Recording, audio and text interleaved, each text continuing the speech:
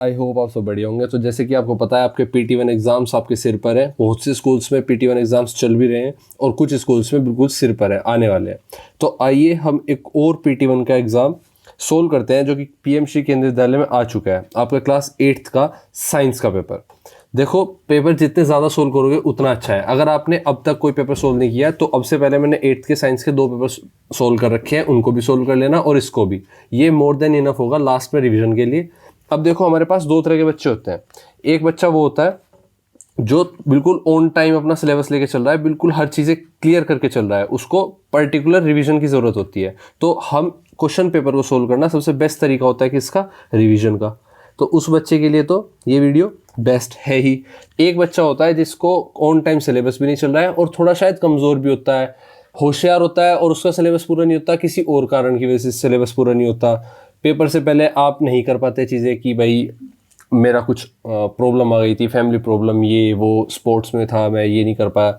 तो आपको ना लास्ट टाइम पे most important questions, most important concepts ये कर लेने चाहिए। तो इनको करने के लिए आपको बेस्ट तरीका है, अगर आपके पास टाइम कम है तो आप क्वेश्चन पेपर सोल्व करो। तो हमें हमारे क्वेश्चन पेपर्स में ऑब्वियसली इंपॉर्टेंट क्वेश्चन ही आएंगे। भाई इंपॉर्टेंट क्वेश्चन कौन से होते हैं? जो किसी पेपर में आ रखे हैं, और पेपर हमारे पास है ही, तो हमारा कॉन्सेप्ट भी क्लियर हो जाएगा। ठीक है, इंपॉर्टेंट कॉन्सेप्ट्स। और अब ये 2 तरह के बच्चे हमारे पास मिल गए।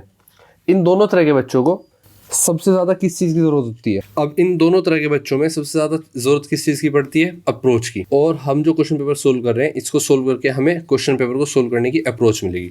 तो हमारा मोटिव क्या है? ये 3 चीज़ कवर करना। हमारा रिविजन क्लियर हो जाए, कॉन्सेप्ट्स क्लियर हो जाए और हमारा अप्रोच पता चल जाए पेपर में किस तरह से हमें अप्रोच करनी है। तो आइए क्वेश्चन पेपर सोल्व करते हैं बिना टाइम वेस्ट किए, जो कि क्लास 8 का साइंस का पेपर आपके सामने। Welcome to concept wise YouTube channel. Section A में मल्टीपल चॉइस क्वेश्चंस होते हैं हमेशा की तरह। इनमें देख लेते हैं। क्वेश्चन 1 कहता है which of the following metal is in liquid state. आपके पास 4 ऑप्शन है। Option A bromine, option B sodium, option C mercury और ऑप्शन डी बेरिलियम। अब आप देखो, यहाँ पर 2 चीज़ें बताई गई हैं, मेटल वो भी लिक्विड स्टेट में। अब आपके पास यहाँ पर मेटल कौन कौन है पहले देख लो। आपके पास जो ब्रोमीन है ये मेटल ही नहीं है, ये नॉन मेटल है। ठीक है, अब ब्रोमीन नॉन मेटल है। बात आती है सोडियम, मर्क्यूरी और बेरिलियम। तो आपको ये बात ध्यान रखनी है कि जो सोडियम है और बेरिलियम है, ये दोनों क्या है? सॉलिड मेटल्स हैं। ये हमेशा किस फॉर्म में रहेंगे? सॉलिड फॉर्म में रहेंगे एट रूम टेम्परेचर। लेकिन हमारा जो मर्क्यूरी है, ये हमारा किस में होता है? लिक्विड स्टेट में पाया जाता है एट रूम टेम्परेचर। ठीक है, तो हमारा ऑप्शन सी बिल्कुल सही होगा। मर्क्यूरी एक होता है ऐसा मेटल है जो लिक्विड स्टेट में रहता है at room temperature. Question number 2, evaporation causes. अब इवेपोरेशन क्यों होती है? इवेपोरेशन एक सरफेस फिनोमिना है where liquid turns into vapour. आपने देखा होगा जो घड़े होते हैं, मिट्टी के घड़े होते हैं, वो पानी ठंडा कर देते हैं। वो पानी कैसे ठंडा कर पाते हैं? बेसिकली उसके मिट्टी के जो सरफेस होती है ना, जिसका मटका बना होता है, उस पर छोटे छोटे पोर्स होते हैं। उन पोर्स में से निकल के वाटर ड्रॉपलेट्स बाहर आ जाती हैं। अब बाहर से पड़ती है गर्मी, जब वो वाटर ड्रॉपलेट्स भाप बन जाती है, तो वो जो प्रोसेस है उसको क्या बोलते हैं? इवेपोरेशन। तो ये एक सरफेस फिनोमिना है जहाँ पर लिक्विड टर्न हो जाता है वेपर में। The particle of the liquid absorb energy from the surroundings to overcome the force of attraction and escape. तो वो वहाँ से निकल जाती है, आसपास की गर्मी से एनर्जी लेके अपने आप को, अपना स्टेट बदल देती है। लिक्विड से वो किस में चली जाती है? वेपर में बदल जाती है। भाई लिक्विड के पार्टिकल एनर्जी एब्जॉर्ब करते हैं आसपास से, सराउंडिंग से, और फोर्स ऑफ अट्रैक्शन के कारण वो एस्केप कर जाते हैं वहां से, फिर वो वेपर में बदल जाते हैं। जो ये एब्जॉर्प्शन ऑफ एनर्जी है, ये क्या करती है? ये टेम्परेचर को लोअर कर देती है। इसी के कारण, इस टेम्परेचर के कम होने के कारण, जब आसपास की गर्मी से एनर्जी ली, आसपास की चीजों से एनर्जी लेकर, गर्मी लेकर वाटर ड्रॉपलेट्स ने अपने आप को वेपर में कन्वर्ट कर दिया, तो वहां पर वो क्या करती है? उस टाइम पर वो टेम्परेचर को लो कर देती है। उस पर्टिकुलर पॉइंट पर, उस सरफेस पर टेम्परेचर को लो करती है, इसीलिए घड़ा ठंडा भी हो जाता है। यही कोज है। ठीक है, तो ऑप्शन देख लेते हैं। A cooling, B heating, no change in temperature और डी इंक्रीज इन प्रेशर। तो आपका ऑप्शन ए होगा कूलिंग। मटका ध्यान रखना, मटका इसका बेस्ट एग्जांपल है। तो evaporation causes cooling. Question number 3. The entire distance traveled by a bag of wheat or any other food item from the producer to the consumer is known as option A food span, B food life, C food cycle और D food mile. तो आपके पास एक question है जिसमें कहा गया है कि जो पूरा डिस्टेंस ट्रेवल होता है किसी बोरे, जो गेहूं का बोरा होता है, बेसिकली गेहूं बन के आते हैं यहाँ से, जिसने उसको प्रोड्यूस किया वहाँ से लेकर, और जब आपके घर में आ जाता है वो, आप खाते हो, खाने के लिए खरीदते हो, तो वो जो पूरा उसने डिस्टेंस ट्रेवल किया उगाई से लेके और कंज्यूमर तक के घर, प्रोड्यूसर से लेके कंज्यूमर तक का, उस पूरे प्रोसेस को, उस पूरे डिस्टेंस को क्या कहेंगे हम फूड की, ठीक है। उस फूड का जो प्रोसेस हुआ, उसका जो जर्नी रही, उस जर्नी को क्या कहेंगे, उस जर्नी को कहेंगे हम फूड माइल। ये फूड माइल उस जर्नी को कहा जाता है जहाँ पर फूड प्रोड्यूसर से कंज्यूमर तक पहुँचता है। अब अगर आपको डाउट है, अब फूड माइल कई बार याद नहीं रहता, तो आइए फूड माइल की डेफिनेशन लिख लेते हैं, हो सकता है आपके पेपर में आ जाए। तो फूड माइल क्या होता है बेसिक, तो फूड माइल होती है द टर्म फूड माइल, ये मिल्क नहीं माइल है, mile refers to the distance food is transported from the location where it is grown, जहां पर वो पैदावार हुई उसकी, produced to the location where it is consumed, जहां पर उसको कंज्यूम किया गया, उस पूरे डिस्टेंस को। यहाँ पर खेती हुई खेतों में, यहाँ से फैक्ट्री में गया, यहाँ से निकल के कुछ और बना, यहाँ से निकल के कहीं और गया, अब यहाँ घरों पर पहुंच गया, और ये पूरा डिस्टेंस जो होगा इसको क्या बोला जाएगा, फूड माइल कहा जाएगा। ठीक है, आइए अपने क्वेश्चन पर चलते हैं। नेक्स्ट क्वेश्चन कहता है in which condition will evaporation be at a low rate. Question number 4 कहता है in which condition will evaporation be at a question number 4 कहता है in which condition will evaporation be at a slow rate. किस condition में जो evaporation होता है उसका जो रेट ऑफ मतलब हैपनिंग होता है वो स्लो हो जाता है। Option A the water kept outside, जब पानी बाहर हो। Option B the water that kept in the shade, B जब पानी अंदर रखा हो, शेड के अंदर पानी रखा हो। See both will evaporate at the same rate, दूसरा बाहर भी पानी हो और अंदर भी पानी हो। D there would be no change in water in either case, किसी भी केस में कोई चेंजेस नहीं आएगा। तो आपका ऑप्शन होगा, तो आपका इवेपोरेशन कब स्लो हो जाएगा, इवेपोरेशन स्लो होगा जब टेम्परेचर लो होगा। ये बात याद रखो कि evaporation slow at lower temperature. अब देखो आपको दिख रहा होगा कि यहाँ पर इवेपोरेशन करने के लिए एक जो बाउल है उसमें पानी भर के रख दिया। क्या इवेपोरेशन शेड के अंदर ज़्यादा होगा, क्या वाटर केप्ट आउटसाइड जब वो बाहर रखा जाएगा जब ज़्यादा होगा इवेपोरेशन, या कोई फ़र्क नहीं पड़ेगा, या दोनों केस में सेम होगा। ठीक है, दोनों केस में स्लो हो जाएगा। ऑप्शन हमने चारों पढ़ लिए, अब आंसर देखते हैं। इवेपोरेशन स्लो हो जाएगा लोअर टेम्परेचर पर। Water kept in the shade is not expose to direct sunlight. देखो जो water kept in the shade is not expose to direct sunlight, देखो हमारा इवेपोरेशन होता क्यों है, जो हमारी सनलाइट है, ये सन है, ये पड़ती है पानी पर, पानी पर पड़ती है डायरेक्ट, तो यहाँ पर क्या होती है, वही सराउंडिंग की वजह से हीट जाती है पानी पर, और ये वेपर्स में बदल जाता है। इसका क्या हो जाता है, इवेपोरेशन हो जाता है, पानी हवा में भाप बन के उड़ जाता है। अब आप देखो अगर ये डायरेक्ट पड़ेगा तो सबसे ज़्यादा गर्मी एब्जॉर्ब कर पाएगा, लेकिन अगर ये शेड में हट जाएगा तो डायरेक्ट सनलाइट एब्जॉर्ब नहीं कर पाएगा। यहाँ पर क्या आ जाएगी, शैडो आ जाएगी। तो जब शैडो आ जाएगी तो लो रेट क्या हो जाएगा, लो हो जाएगा।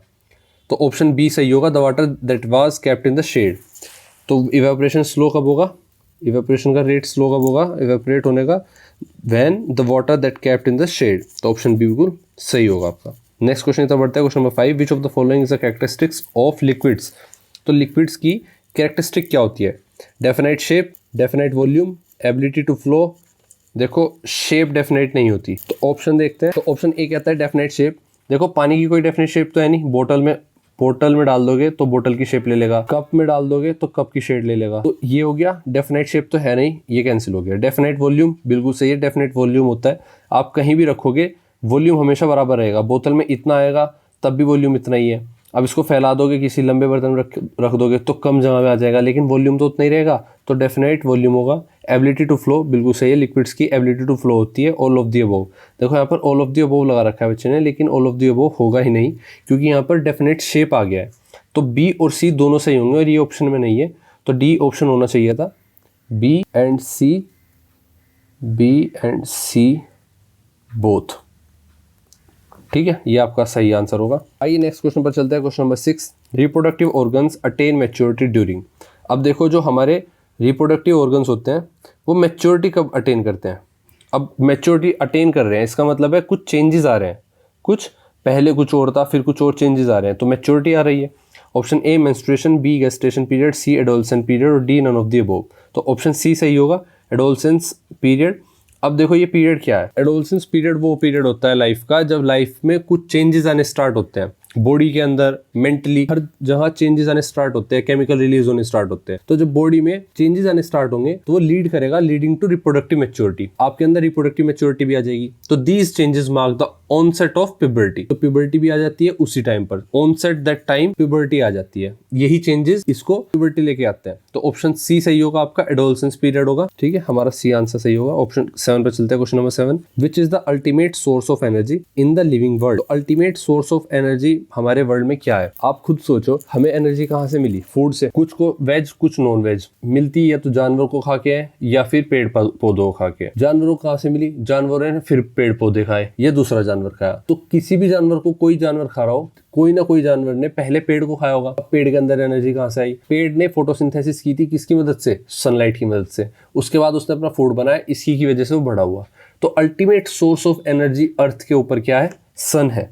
बिना सन के हमारी पृथ्वी पर कोई एनर्जी, सोर्स ऑफ एनर्जी नहीं हो सकता था। ना ही हम स्टोर कर सकते थे एनर्जी को, ना ही हम क्रिएट कर सकते थे एनर्जी को। ठीक है, इसी के बाद क्वेश्चन नंबर 8 पर चलते हैं। The leaf of monocot plants will have. तो मोनोकोट प्लांट्स होते हैं, मोनोकोटिलेडोन्स बोलते हैं इनको, प्लांट्स सच एज ग्रास, मेज, व्हीट। ठीक है, जिसमें भी एक सीड में ना एक जिसके सीड में एक कोटिलिडोन होता है। ठीक है, उसको क्या बोलते हैं? मोनोकोट। और जिसके सीड्स में जिसके सीड में दो कोटिलिडोन्स होते हैं उनको बोलते हैं डाइकोटिलिडोन्स। ठीक है, इसी के साथ इसके एग्जाम्पल क्या हो गए? जैसे कि ग्रास, मेज, व्हीट, ये सब किसके एग्जाम्पल है? मोनोकोटिलिडोनिस। ये किसके एग्जाम्पल है? मोनोकोटिलिडोन के। ठीक है, इसी के साथ चलते हैं अपने डाइकोटिलिडोन पर। डाइकोटिलिडोन जैसे कि मैंने बताया, वो प्लांट्स जिनके बीच में दो कोटिलिडोन्स होते हैं, उन्हीं को हम डाइकोटिलिडोन बोलते हैं। अब हमसे क्वेश्चन में पूछा गया है कि leaf of monocot plants will have. तो मोनोकोट प्लांट्स पर ना जो लीफ होती है उन पर दो तरह के पैटर्न हो सकते हैं। एक पैरेलल पैटर्न हो सकता है, एक रेटिकुलेट पैटर्न हो सकता है। आपने देखा होगा जो केले का पत्ता होता है उस पर जो लाइनें होती है वो पैरेलल होती है, उसको बोलते हैं हम पैरेलल वेनेशन। और वहीं जहां हम पीपल का पत्ता देखते हैं उस पर हमें ना थोड़े चैक दिखाई देती है, एक पैटर्न जाल जैसा दिखाई देता है, उसको क्या बोलते हैं हम? Reticulate venation. तो यही पूछा गया है कि leaf of monocot plants will have. तो हमारा आंसर होगा option B, reticulate venation. Option B, reticulate. आइए चलते हैं अपने नेक्स्ट क्वेश्चन की तरफ। Question number 9, world water day is observed on. देखो, कुछ क्वेश्चन ऐसे होते हैं जो आपको कॉन्सेप्ट्स से याद आ सकते हैं, क्लासेस में पढ़ के याद आ सकते हैं, आपने हो सकता है एनसीईआरटी में उसको पढ़ा हो, कहीं सुना हो, बट कुछ क्वेश्चंस तो आपको याद ही करने पड़ेंगे, इसमें कोई समझने की वो नहीं है। तो आपको ये याद करना होगा वर्ल्ड वाटर डे कब होता है? ये 22 मार्च होता है। ठीक है, हमारा डायरेक्ट आंसर होगा। अच्छा, ये जो डे होते हैं इंटरनेशनल डे, कौन डिसाइड करता है? तो ये एक annual United Nations observe day है। ठीक है, जो 22 मार्च को होता है। तो यूनाइटेड नेशन ये तय करती है कौन सा दिन कब मनाया जाएगा इंटरनेशनली। इसमें सभी देशों की मंजूरी होती है, इसीलिए ये डिसाइड करने के लिए एक संस्था बनाई गई है। सेक्शन बी की तरफ चलते हैं। सेक्शन बी का फर्स्ट क्वेश्चन, मतलब question number 10, complete the below given diagram. For example B, liquid. तो हमारे पास एक डायग्राम है जिसमें हमारे पास मेल्ट्स, फर्स्ट ब्लॉक में 1 मेल्ट्स दे दिया गया है। सेकंड ब्लॉक में पूछा गया है क्या होगा? ए, सॉलिड। सॉलिड किस में चेंज हो सकता है? लिक्विड में चेंज हो सकता है। किस में? लिक्विड में चेंज हो सकता है। लिक्विड सॉलिड में हो सकता है। लिक्विड किस में हो सकता है? गैस में हो सकता है, और गैस वापस लिक्विड में हो सकती है। जो सॉलिड लिक्विड में होगा इसको क्या बोलेंगे? जैसे ऊपर लिखा हुआ है मेल्ट बोलेंगे, मेल्ट हो गया। जैसे बर्फ होता है, बर्फ का टुकड़ा मेल्ट हो जाता है तो वो लिक्विड में जाता है। तो आइए देख लेते हैं अपने क्वेश्चन में क्या कहा गया है। देखो, एक डायग्राम दिया गया है आपको, जिसमें आपको क्वेश्चन पेपर आपसे ना कुछ चीज़ें पूछना चाहता है कि आपको ये आती भी है या नहीं। अब वो पूछना चाह रहा है जो स्टेट ऑफ मैटर चेंज होता है, किसी एक स्टेट में दूसरे स्टेट में जाता है, जैसे solid to liquid, liquid to gas, या गैस टू लिक्विड वापस, आपको पता भी है कि इस प्रोसेस को क्या बोलते हैं, ये पूछना चाहता है क्वेश्चन पेपर आपसे, सिंपल। तो आपके पास कौन से स्टेट है? 3 स्टेट है, सॉलिड, लिक्विड और गैस। ठीक है, अब इन 3 फॉर्म में, इन 3 स्टेट में, सॉलिड से जब लिक्विड होती है कोई चीज़ तो क्या बोलते हैं? वो मेल्ट हो जाता है। लिक्विड से जब कोई गैस होती है चीज़, कैसे होती है? लिक्विड से गैस कब होगी? जब हम उसको बॉईल करेंगे। इसको क्या बोलेंगे? इवेपोरेशन, इवेपोरेट होना। गैस से जब लिक्विड होगा, गैस से जब लिक्विड होगा तो क्या बोलेंगे? कंडेंसेशन, कंडेंस हो गया। ठीक है, और लिक्विड से सॉलिड होगा तो क्या बोलेंगे? फ्रीज होना। ठीक है, ये हमने तीनों सारे शब्द सीखे कि क्या होता है, क्या बोलते हैं। जब गैस से लिक्विड बनता है तो गैस से लिक्विड कब बनता है? जब हम टेम्परेचर को गिराते हैं, टेम्परेचर को गिराते हैं। यहाँ पर टेम्परेचर को बढ़ाने पर इवेपोरेट होता है, यहाँ पर भी टेम्परेचर को बढ़ाने पर मेल्ट होता है, यहाँ पर टेम्परेचर को हमें गिराना पड़ता है जब जाके फ्रीज होता है।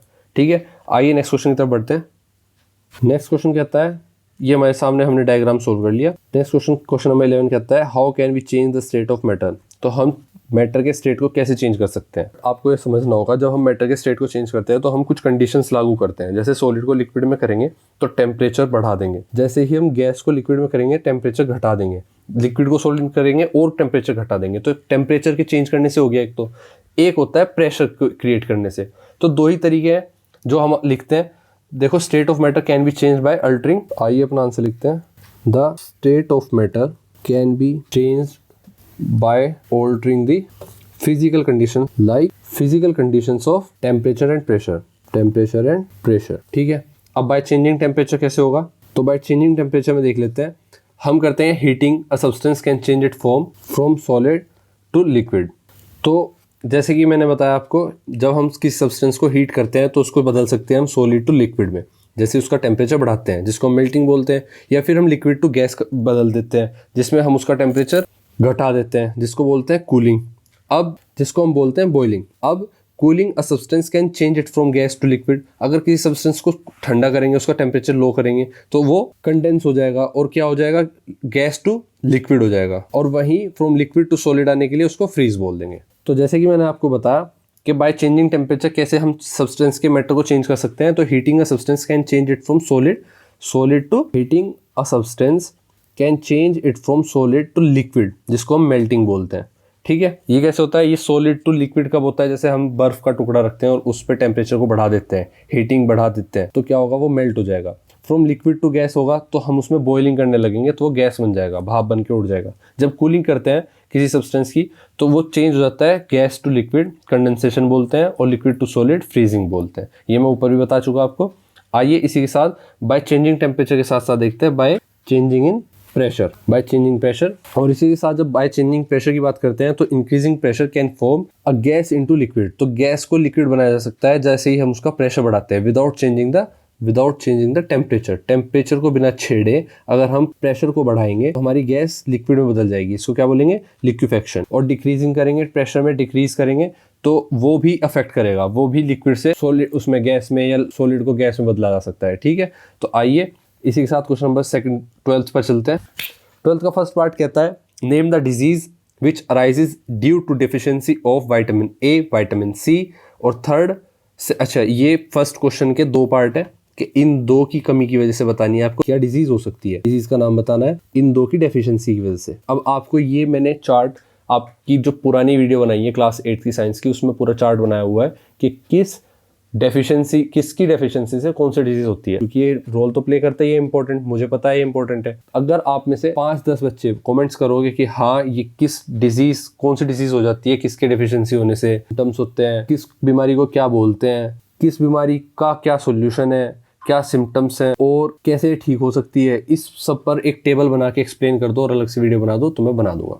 ठीक है, क्वेश्चन को करते हैं। डिजीज के नाम लिखते हैं। विटामिन ए की और विटामिन सी की डेफिशिएंसी से होती है जो, तो deficiency of vitamin A causes, क्या होता है विटामिन ए के कमी होने से? नाइट ब्लाइंडनेस आती है। क्या आती है? Night blindness. ठीक है, ये होती है विटामिन ए की कमी होने से। और विटामिन सी की कमी होने से क्या होती है? Deficiency of vitamin C causes, इसको बोलते हैं स्कर्वी। एक बीमारी हो जाती है स्कर्वी, बेसिकली एक मुंह में से बदबू आनी स्टार्ट हो जाती है, उस बीमारी को बोलते हैं स्कर्वी। आइए नेक्स्ट क्वेश्चन पर चलते हैं, 12th के सेकंड पार्ट पर, जिसमें पूछा है name the food items which can cure the symptom of the above vitamins deficiency disease. तो कौन से ऐसे फूड आइटम है जो इनकी डेफिशिएंसी को पूरा कर सकते हैं अगर हम उन्हें खाएं, तो विटामिन डेफिशिएंसी डिजीज को खत्म कर सकते हैं। ठीक है, उनके सिम्टम्स अगर आ रहे हैं उन बीमारी के, वो सिम्टम्स खत्म हो सकते हैं। बीमारी तो नहीं होगी, बीमारी एक बार बीमारी हो गई तो बीमारी का इलाज चलता है, लेकिन अगर आपको किसी की चीज़ की डेफिशिएंसी की वजह से कोई सिम्टम्स आ रहे हैं तो आप उस डेफिशिएंसी को कवर कर लो तो सिम्टम्स आने बंद हो जाएंगे। आइए देखते हैं वो कौन से फूड आइटम्स हैं। Foods rich in vitamin A आपका हो सकता है कैरेट। ठीक है, कैरेट में विटामिन ए काफ़ी पाया जाता है। स्वीट पोटैटो, ठीक है, इसी के साथ हो सकता है स्पिनच, मिल्क एंड एग्स। ठीक है। और विटामिन सी के लिए लिख लेते हैं, विटामिन सी के लिए लिखते हैं यहाँ पर food consume citrus fruits like oranges, जितनी भी खट्टी चीज़ें होती हैं नेचुरल उसमें विटामिन सी पाया जाता है, जैसे कि ऑरेंजेस, जैसे कि आपके लेमन, आपका आंवला जिसको इंडियन गूसबेरी बोलते हैं, आंवला, और as well as tomatoes and green leafy vegetable, as well as tomato and green leafy veggies. ठीक है, विटामिन सी के लिए। ये डिजीज़ हो गई स्कर्वी, और ये क्या हो गया आपके फूड्स हो गए। ठीक है, ये आपकी डिजीज़ और ये आपके फ्रूट्स और वेजीज जिसमें विटामिन सी पाया जाता है। आइए क्वेश्चन नंबर 13 पे चलते हैं। क्वेश्चन नंबर 13 पूछता है what are millets, can millets help to overcome any nutritional deficiency disease. तो पूछा गया है कि मिलेट्स क्या होते हैं, क्या मिलेट्स को खाने से, क्या मिलेट्स आपके जो शरीर में न्यूट्रिशनल डेफिशिएंसी की वजह से कोई डिजीज़ आ गई है उसको मतलब बचा सकते हैं, उसको ख़त्म कर सकते हैं। मान लीजिए आपके शरीर में किसी चीज़ की कमी हो गई, अब क्या उसकी कमी की वजह से मिलेट्स को खाने से वो पूरा कर सकते हैं। आइए समझते हैं मिलेट्स क्या है। तो देखिए मिलेट्स क्या है। Millets are group of small grain hardy cereal crops like jowar, bajra और रागी। देखो जितने भी छोटे स्मॉल ग्रेन क्रॉप्स होती है ना उनको मिलेट्स बोला जाता है। जैसे आपकी ज्वार, बाजरा, रागी, ये बहुत न्यूट्रिशनल, हाई न्यूट्रिशनल वैल्यू होती है इनके अंदर, बहुत ज़्यादा न्यूट्रिशन होता है और दे कंसिडर्ड सुपर फूड्स। ठीक है, इसीलिए इनको सुपर फूड बोला जाता है क्योंकि ये हाईली न्यूट्रिशियस है। तो अब जैसे हमने देखा कि क्वेश्चन में पूछा था क्या ये मिलेट्स खाने से हम किसी भी डेफिशिएंसी की डिजीज़ को ओवरकम कर सकते हैं, तो इसका आंसर है येस। देखो कर सकते हैं क्योंकि millets can help overcome nutritional disease because they are rich in fibre, protein, vitamin and minerals. तो मिलेट्स में तो सभी हो गया, फाइबर भी हो गया आपका, प्रोटीन भी, वाइटामिन भी, मिनरल्स भी। फॉर एग्जांपल अगर आप मिलेट्स खाते हैं जिसके अंदर आयरन ज़्यादा होता है, हमें पता है कि आयरन ज़्यादा होता है, वो किस में मदद करता है, वो आपकी एनीमिया डिजीज़ होती है एक, जो कि आयरन की कमी से हो जाती है, आयरन डेफिशिएंसी की वजह से हो जाती है। इसकी कमी से हुई डिजीज़ से भी लड़ने में मदद करता है। इसके अंदर होता है हाई इन कैल्शियम, जो कि बहुत अच्छा होता है किसके लिए, good for bone health, good for bone health. तो भाई ये बहुत ही ज़्यादा हेल्प करता है। येस, इसका आंसर है येस। येस, इस millets can help overcome nutritional deficiencies, they are rich in fibre, protein, vitamins and minerals. For example some millets are high in iron which can help combat anaemia, iron deficiency है जो कि, and high in calcium which is good for bone health. आइए next question की तरफ बढ़ते हैं अपने। Next question हमारा 12 था, 12 के बाद हमने किया 13th कर लिया हमने। अब आते हैं 14 पर। Question number 14, explain renewable and non renewable natural resources with example.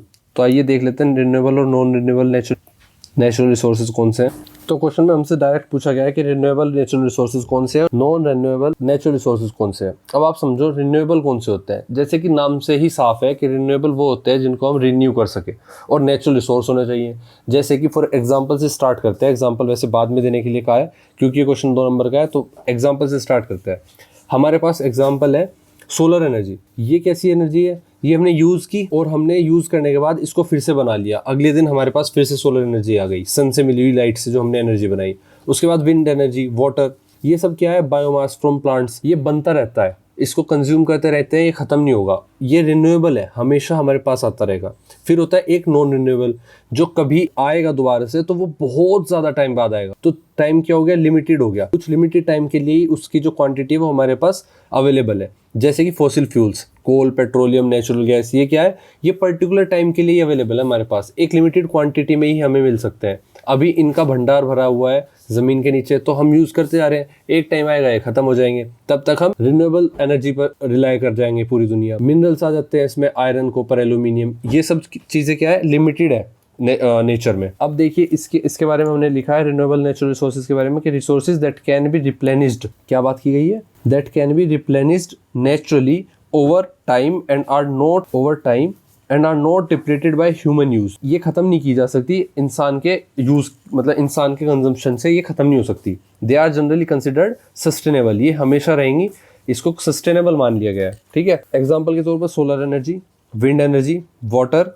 Biomass जो प्लांट से बनता है ना, वो जीवाश्म। और नॉन रिन्यूएबल एनर्जी की बात करें तो these are natural resources that can exist in a fixed quantity and are consumed much faster than they can be formed. तो जितना समय इन्हें लगता है बनने में, उससे तो बहुत कई गुना ज़्यादा समय में हम इनको जल्दी, उससे कई ज़्यादा गुना जल्दी हम इनको कंज्यूम कर लेते हैं। फॉर एग्जांपल पेट्रोलियम या नेचुरल गैस को, फॉसिल फ्यूल्स को, जैसे कोल पेट्रोलियम को बनने में लाखों करोड़ों साल लगते हैं, लेकिन हम उसको यूज़ कैसे करते हैं, हम उसको रिफाइन करते हैं, पेट्रोलियम को, पेट्रोल बनता है और हम उसको डायरेक्ट यूज़ कर लेते हैं पेट्रोल डाल के किसी भी व्हीकल में। तो ये क्या हो गया, ये बहुत कम टाइम लगा, हमने उसको कंज्यूम कर लिया। तो देयर सप्लाई इज़ फिक्स्ड, और इनकी सप्लाई क्या है, फिक्स्ड है।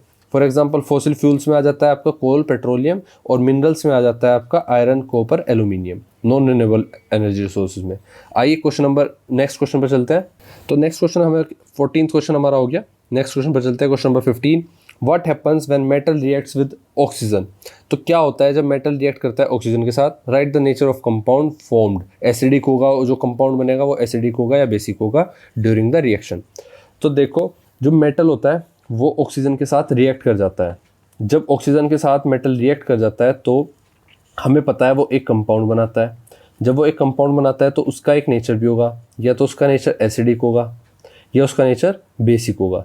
हमें ये भी बताना है कि वो कौन सा नेचर होगा और वो रिएक्शन क्या होगी। आइए क्वेश्चन नंबर 15 को कर लेते हैं एक नए पेज पर। तो क्वेश्चन में कहा गया है when metal react with oxygen they form metal oxide। क्या बनाते हैं, they form metal oxide। ठीक है, मेटल ऑक्साइड बनाते हैं। और these metal oxides are generally basic in nature। ये आपसे पूछा गया था, पहला तो हमने आंसर ये बता दिया। इसी के साथ क्वेश्चन में पूछा गया था write the nature of compound formed acidic basic during the nature.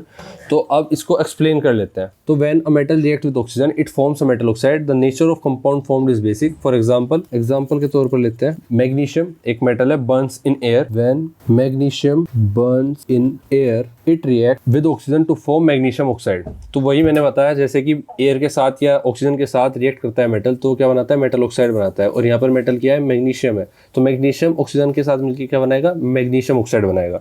It reacts with oxygen to form magnesium oxide। ठीक है, जिसकी इक्वेशन क्या होगी, इक्वेशन लिख लेते हैं 2Mg plus O2, 2MgO2 मिलके क्या बनाएंगे, 2MgO। ये आपकी क्या हो गई, रिएक्शन हो गई, जिसमें आपका मैग्नीशियम किसके साथ रिएक्ट करता है, ऑक्सीजन के साथ, और मिलके क्या बनाता है, मैग्नीशियम ऑक्साइड, जिसको क्या बोलते हैं, metal oxide. When magnesium oxide is dissolved in air, when magnesium oxide is dissolved in water, it forms magnesium hydroxide। ठीक है, इसकी इक्वेशन क्या होगी, आप MgO प्लस H2O वाटर के साथ मिलकर क्या बनाएगा, MgOH2। ठीक है, ये आपकी इक्वेशन हो गई, MgO plus H2O gives Mg bracket में OH2। ठीक है, इस तरह से आपका क्वेश्चन हुआ। और मैग्नीशियम ऑक्साइड जब डिसॉल्व्ड इन वाटर होता है तो क्या बनाता है, वो बनाता है एक बेस जो कि red litmus to blue litmus paper change हो सकता है। देखो, हमें एक चीज़ याद रखनी है, जब भी कोई मेटल डिसॉल्व होता है वाटर में या रिएक्ट करता है एयर के साथ, तो वो दो चीज़ बनाता है। जब भी कोई मेटल रिएक्ट करता है ऑक्सीजन के साथ, ना कि सिर्फ एयर, तो हमें याद रखना है कि एयर नहीं होना चाहिए। हमें याद रखना है मैग्नीशियम एक मेटल है, मेटल जब भी किसी ऑक्सीजन के साथ रिएक्ट करता है तो वो बनाता है मेटल ऑक्साइड। और मेटल यहाँ क्या है, मेटल ऑक्साइड में मैग्नीशियम, तो क्या बनाएगा, मैग्नीशियम ऑक्साइड। वहीं जब वो डिसॉल्व होता है वाटर में तो मेटल हाइड्रोक्साइड बनाएगा, और यहाँ पर मेटल क्या है, मैग्नीशियम, तो मैग्नीशियम हाइड्रोक्साइड हो जाएगा, जिसकी इक्वेशन मैंने आपको दे दी है, MgO plus H2O gives Mg bracket में OH twice. Question number 14 explain renewable जो हमने किया है ये कंप्लीट कर लिया। इसी के साथ अब हम क्वेश्चन नंबर 15 पे चलते हैं। क्वेश्चन नंबर 15 कहता है what happens when metal reacts with oxygen, right the nature of compounds formed acidic basic nature. देखो, हमने ये भी क्वेश्चन नंबर 15 हमने कंप्लीट कर लिया। इसी के साथ चलते हैं अपने सेक्शन सी पर, जिसमें 3 मार्क्स का एक क्वेश्चन होगा। आपका क्वेश्चन नंबर 16 का फर्स्ट पार्ट कहता है an incense stick is fixed pointing downwards, in which direction will the smoke from the incense stick move. ठीक है, अब आपके सामने जो क्वेश्चन नंबर 16 का फर्स्ट पार्ट है वो कहता है कि, तो बेसिकली क्वेश्चन नंबर 16 हमें कह रहा है कि पार्ट 1 की जो इंसेंस स्टिक होती है, जो अगरबत्ती होती है, अगर वो पॉइंटिंग डाउनवर्ड कर देंगे तो in which direction will the smoke from the incense stick move.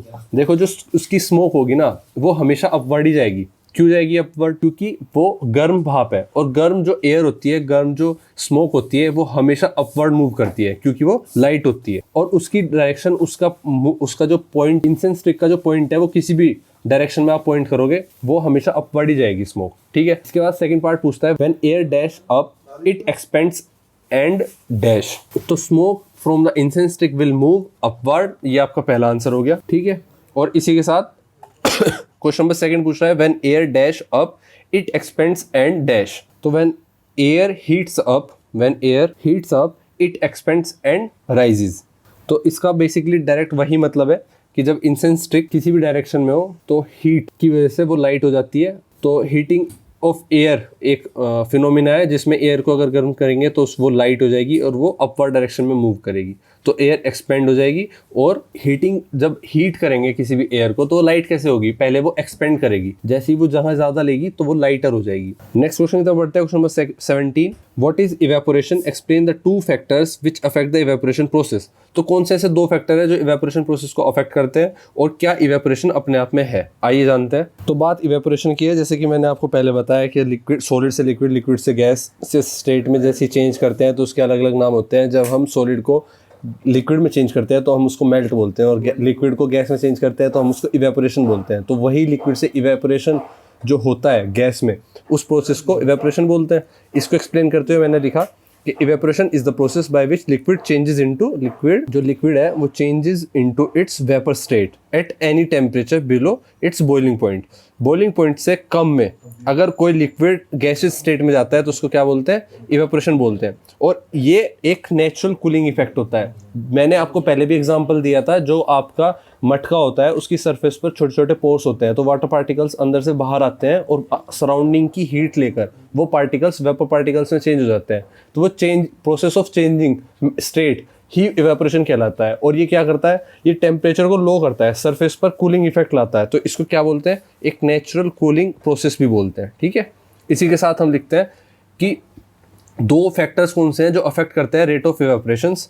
तो 2 factors that affect the rate of evaporation are. तो आइए 2 फैक्टर लिख लेते हैं। अब हमें पता है, हमने पहले भी लिख लिया है, सेम क्वेश्चन अलग तरह से हो सकता है लेकिन आंसर सबके सेम है, टेम्परेचर एंड प्रेशर। तो हमारे पास जो 2 फैक्टर है जिसकी वजह से इवेपोरेशन पर फर्क पड़ सकता है वो है एक टेम्परेचर और एक है सरफेस एरिया। तो आइए लिख लेते हैं, एक तो है हमारा टेम्परेचर एंड दूसरा सरफेस एरिया। तो टेम्परेचर में क्या होता है, जब रेट ऑफ इवेपोरेशन इंक्रीज हो जाता है, अगर हम टेम्परेचर इंक्रीज कर देंगे, जैसे ही सूरज की गर्मी के साथ साथ हम उसके नीचे गैस ब्लोअर भी चला देंगे तो पानी और तेज़ी से इवेपोरेट होगा। इसमें क्या सीखा हमने कि टेम्परेचर को इंक्रीज करने पर हमारा इवेपोरेशन, जो रेट ऑफ इवेपोरेशन है वो भी इंक्रीज हो जाता है। Higher temperature provides more kinetic energy to the liquid.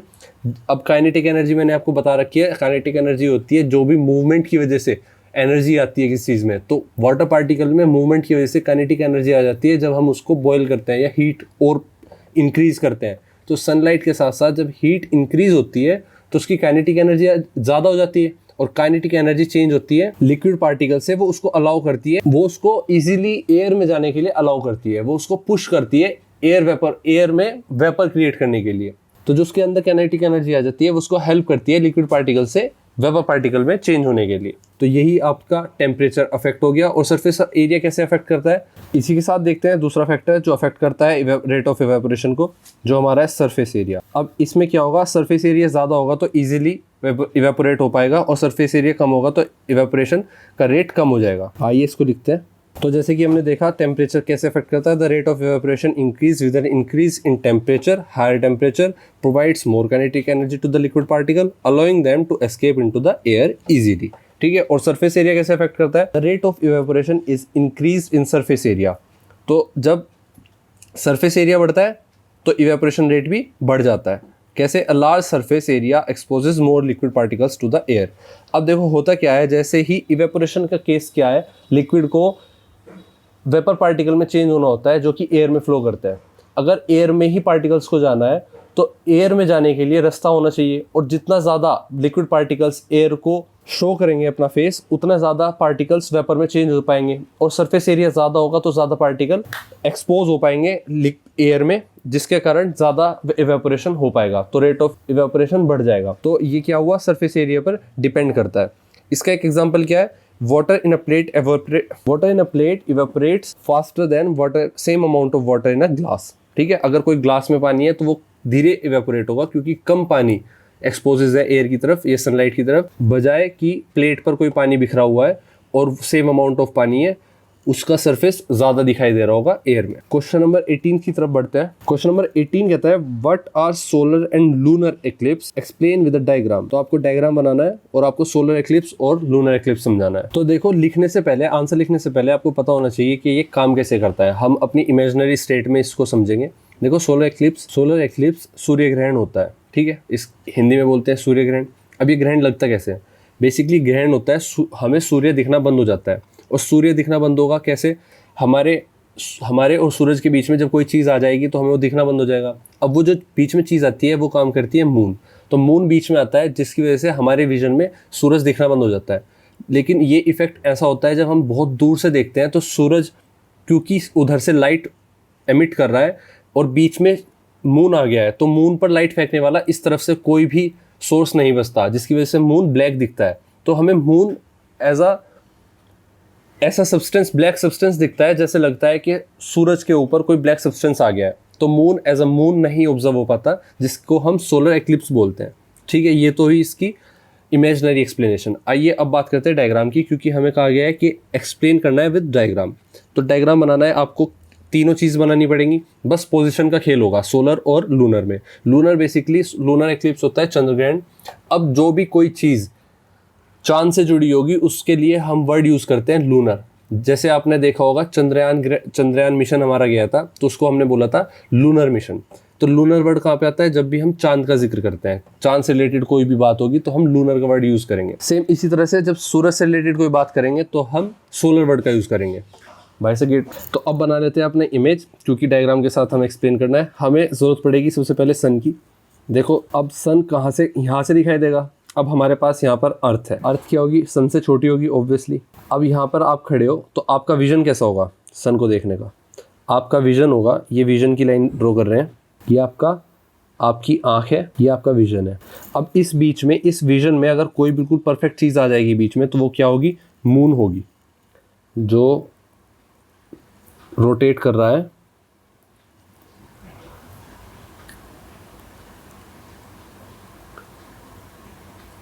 ये आपकी आँख,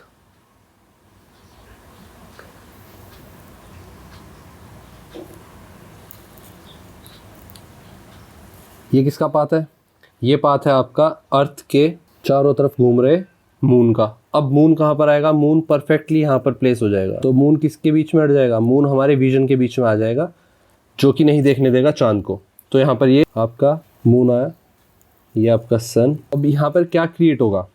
यहाँ पर आप जैसे देख रहे हो तो ये रोशनी यहाँ से जा रही थी और ये रोशनी यहाँ से ब्लैक हो जाएगी। तो अर्थ पर कोई भी रोशनी नहीं आएगी। जो भी रोशनी नहीं आएगी उसको क्या बोलेंगे? Full shadow. एक होगी हमारी फुल शैडो, एक होगी हमारी फुल शैडो, और एक होगी हमारी पार्शियल शैडो। तो ये जो फुल शैडो होगी ये अलग, और ये पार्शियल शैडो अलग होगी, जहाँ पर लाइन खींची हुई है। ठीक है, अब आपने इसमें देखा कि हमारा विजन, ये हमारी अर्थ हुई,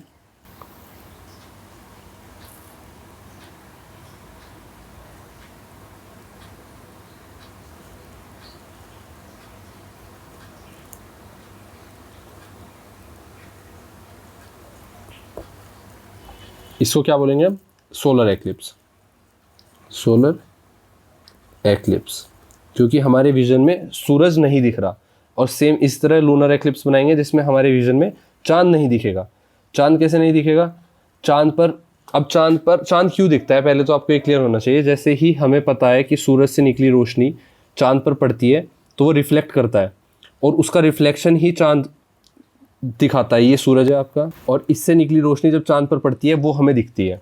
अब मान लो बीच में अर्थ आ जाए और चांद के जो पाथ है घूमने का वो ओपोजिट हो, सन के बिल्कुल ओपोजिट हमारा मून हो, और उस पर अर्थ की शैडो पड़े, तो जो रिफ्लेक्शन था जिसकी वजह से हमें चांद दिख रहा था, अब फुल रिफ्लेक्शन कंप्लीटली खत्म हो जाएगा और उस पर फुल शैडो पड़ेगी। किसकी? अर्थ की शैडो पड़ेगी। बीच में अर्थ है, ये आपकी रोशनी जा रही है, ये आपकी रोशनी जा रही है। अब आप इस तरफ खड़े हो, यहाँ पर ये आपका विजन है, और आप किसको देख रहे हो? मून को देख रहे हो। ये आपकी अर्थ है। अब ये जो रोशनी जा रही है रोशनी जाने के बाद यहाँ पर मून पर रोशनी पड़ती थी और रिफ्लेक्ट करता था, इसलिए हमें मून दिखता था। लेकिन अब रोशनी पड़नी क्यों रुक गई? क्योंकि बीच में अर्थ आ गई। तो अर्थ की शेडो जब मून पर पड़ती है तो हमें लगता है जैसे कोई चीज़ उस पर भी आ गई है, लेकिन वो क्या आती है, अब इस बीच में अर्थ खुद बीच में आती है, जिसकी वजह से उस पर शेडो पड़ती है मून पर, और मून हमें दिखना बंद हो जाता है, जिसको बोलते हैं हम लूनर एक्लिप्स।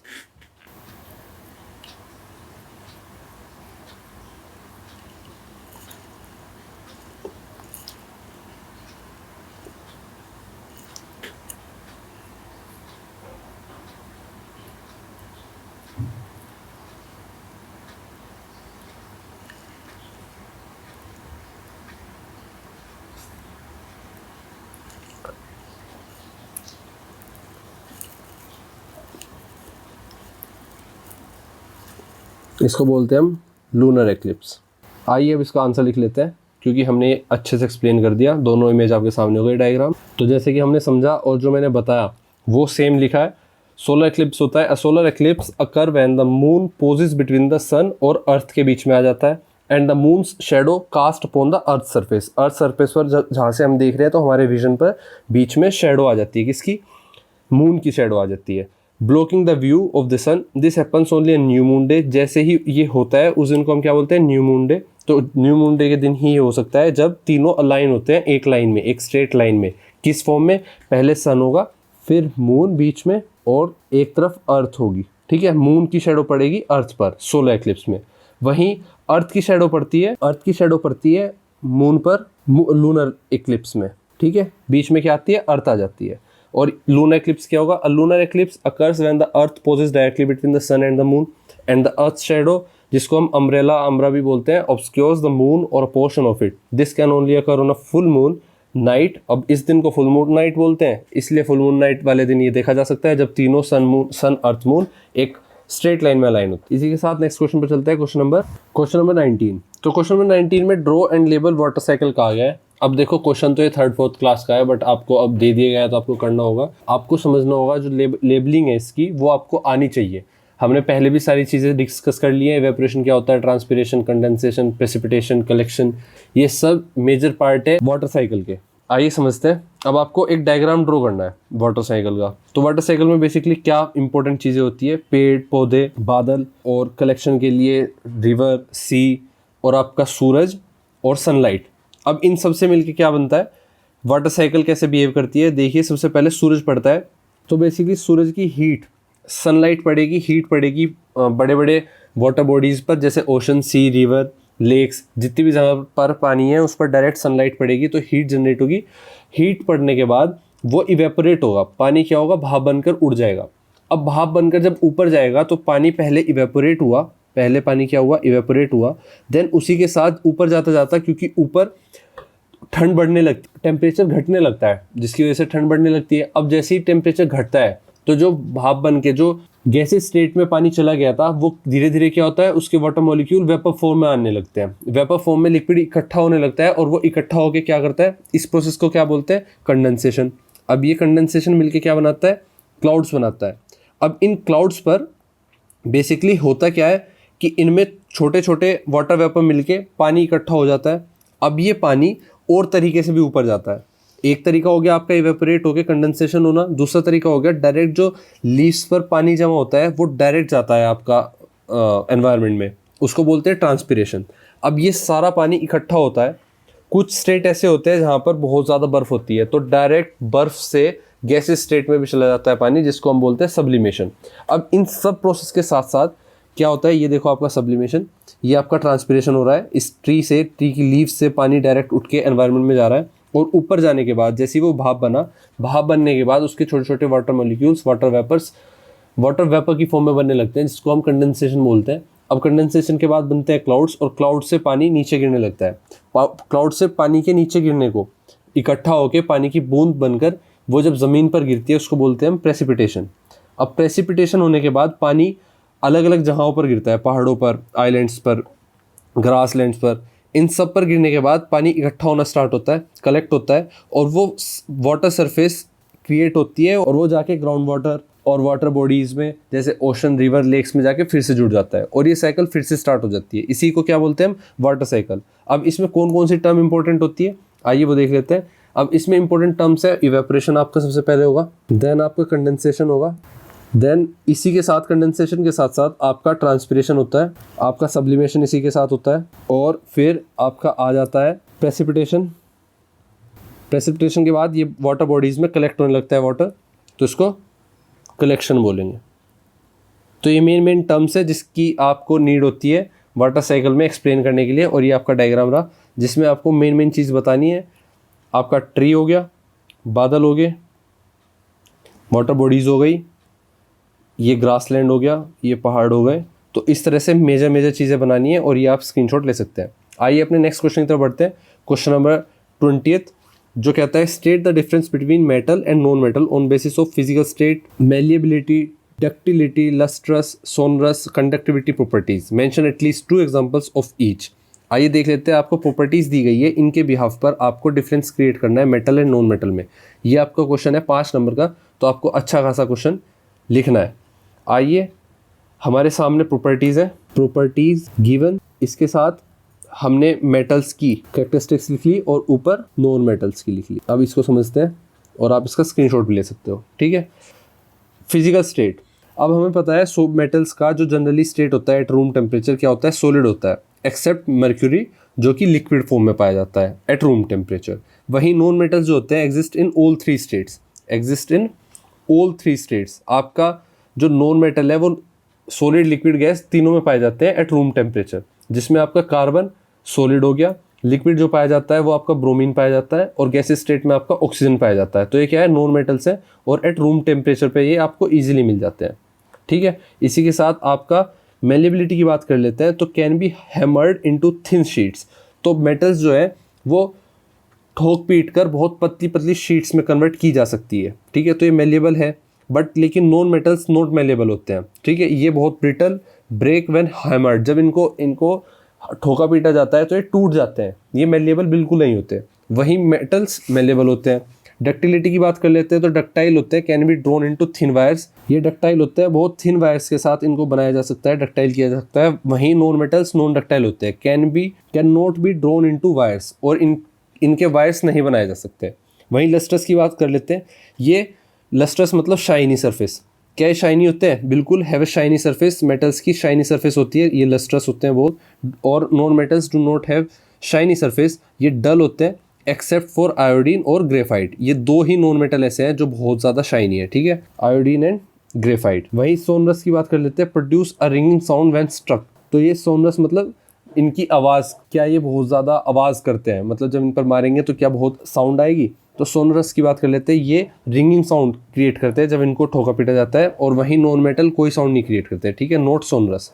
कंडक्टिविटी की बात कर लेते हैं, गुड कंडक्टर होते हैं metals, good conductors of heat and electricity. दोनों मेटल्स होते हैं आपके बहुत अच्छे कंडक्टर, हीट के भी और इलेक्ट्रिसिटी के भी। वहीं नॉन मेटल्स आपके poor conductor of heat and electricity होते हैं, सिर्फ ग्रेफाइट और कुछ फॉर्म ऑफ कार्बन को छोड़ के। एग्जाम्पल के तौर पर मेटल्स में आते हैं आपके आयरन, कॉपर, गोल्ड, एल्यूमिनियम। और वहीं नॉन मेटल में आते हैं आपके carbon, sulphur, oxygen and phosphorus. इसका आप स्क्रीनशॉट ले सकते हैं और रिवाइज कर सकते हैं। चलते हैं नेक्स्ट क्वेश्चन तरफ। Question number 21। क्वेश्चन नंबर 21 का फर्स्ट पार्ट कहता है define adolescence, what are the different changes that occur during adolescence. तो एडोलेसेंस लाइफ की वो फेज होता है, लाइफ का वो पीरियड होता है जब बॉडी में चेंजेस आने स्टार्ट होते हैं, जब आपकी मेच्योरिटी आनी स्टार्ट होती है, रिप्रोडक्टिव ऑर्गन मेच्योरिटी अटेन करते हैं। तो आइए बात करते हैं अपने आंसर की। क्वेश्चन में पूछा गया कि एडोलेसेंस है क्या और इसके दौरान, इस फेज के दौरान बॉडी में क्या क्या चेंजेस आते हैं। तो आइए डेफिनेशन देख लेते हैं पहले। और adolescence is the transitional period between childhood and adulthood. जब बच्चा चाइल्ड से, ह्यूमन बीइंग चाइल्ड से एडल्ट में शिफ्ट होता है तो उसके बॉडी में चेंजेस आते हैं, मेंटली फिजिकली चेंजेस आते हैं। उस चेंजेस के दौरान जो उस पीरियड को ही एडोलेसेंस पीरियड बोला जाता है, ठीक है। Typically occurring between the age of 10 and 19। It is marked by the onset of puberty. जब बच्चे में प्यूबर्टी आती है तभी ये एग्जैक्टली होता है, during which a person becomes capable of reproduction, और तभी उसके बाद वो रिप्रोडक्शन के कैपेबल हो जाता है। चेंजेस ड्यूरिंग एडोलेसेंस की बात करें अगर कि क्या चेंजेस आते हैं, तो इंक्रीज इन हाइट बढ़ने लगती है, अ सडन ग्रोथ दिखती है हाइट में और वेट में।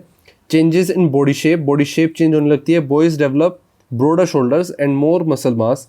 Girls develop wide हिप्स, voice change, the voice, अगर वॉइस चेंज की बात की जाए तो वॉइस बॉक्स आपका ग्रो करने लगता है, जिसको लैरिंग्स बोलते हैं, causing the voice to deep in boys, boys में जो डीप वॉइस आती है वो इसी लैरिंग्स की वजह से आने लगती है। यहीं पर जाके बॉयज़ और गर्ल्स की आवाज़ में काफ़ी डिफरेंस क्रिएट होना स्टार्ट होता है। और अगर डेवलपमेंट ऑफ सेक्स ऑर्गन्स की बात करें तो reproductive organs mature and become functional होने लगते हैं। इससे पहले वो प्यूबर्टी को हिट नहीं करते और उनमें मैच्योरिटी अटेन नहीं हो पाती थी। सेकेंडरी सेक्सुअल कैरेक्टरिस्टिक्स ये है कि boys grow facial hair and chest hair, girls experienced breast development and the onset of menstruation cycle. Emotional and mental changes की बात करें, अगर इमोशनल एंड मेंटल चेंजेस की बात करें तो increase self awareness, mood swings and development of abstract thinking. तो चीज़ें आपके साथ बढ़ने लगती हैं, सेल्फ अवेयरनेस आपको होने लगती है, आपके मूड स्विंग्स होने लगते हैं और एब्स्ट्रैक्ट थिंकिंग का डेवलपमेंट होने लगता है। वहीं क्वेश्चन नंबर 2 हमसे पूछता है, क्वेश्चन नंबर 2 पूछता है 21st का second part, what is the ideal diet for healthy growth of adolescents, which nutrients should be included in their diet to meet their nutritional needs. तो न्यूट्रिशनल नीड्स को पूरा करने के लिए, जो भी आपकी न्यूट्रिशनल डिमांड होती है बॉडी की, उसको पूरा करने के लिए कौन से न्यूट्रिएंट्स की हमें ज़रूरत पड़ती है और कौन से आइडियल डाइट है, कौन सी आइडियल डाइट है जिससे एडोलेसेंस पीरियड में जो एज होती है उसमें आपके एडोलेसेंट पीरियड में आपकी ग्रोथ हेल्दी होती है। तो आइए देख लेते हैं 21st का सेकंड पार्ट। तो 21st के सेकंड पार्ट में हमने क्या कवर किया, ideal diet for adolescents. Ideal diet क्या होती है, तो आइडियल डाइट होती है एडोलेसेंट्स के लिए need a balance diet to support their rapid growth, जो उनकी रैपिड ग्रोथ होती है उसको सपोर्ट करती है, एंड डेवलपमेंट को। इसेंशियल न्यूट्रिएंट्स क्या की बात की गई है, जिसमें कार्बोहाइड्रेट्स आ जाते हैं for energy from source like whole grain, आपका millets, whole grain, roti, rice and potatoes, ये किसके एग्जाम्पल हो गए, कार्बोहाइड्रेट्स के, जिससे इनको एनर्जी मिलती है। ये तो सभी के लिए ज़रूरी है, वही आप लिखोगे।